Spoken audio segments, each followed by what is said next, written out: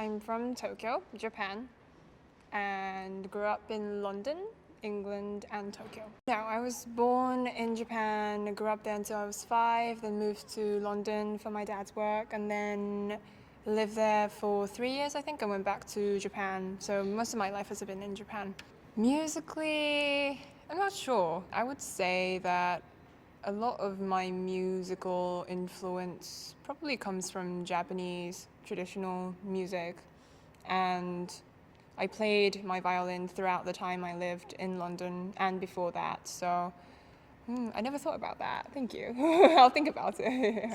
I was 3. It goes into why I started playing the violin, but my mum asked me what I wanted for my birthday when I was 3. I was turning 4 and I said a violin because I just had this image of an orchestra playing in my head since I was 3. So that's how I got the violin, started playing, and been playing ever since. No, not at all. They weren't really imposing anything on me. It was just pure interest on my part. I didn't really like practicing.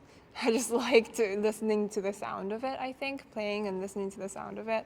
So yeah, my teacher was always like, you're very you have so much emotional and romanticism, and you just need to practice more on the technique. So I think so. I think my parents took me to concerts just out of their interest and not really to kind of instill that in me, but I just went and listened to music a lot and probably saw some stuff on TV, and yeah, I don't remember why, but I just had a very specific, I still remember, a cello player and a violinist in an orchestra. It's like a close-up of them in an orchestra playing, and yeah.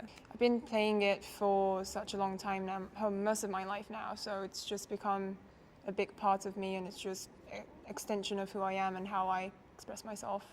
So, yeah, I think I was able to just be passionate and continue playing for all these years because nobody ever really forced it on me, and it was always my choice, and I had the urge to play, and it was available to me, so I was able to just keep on playing and keep on loving it.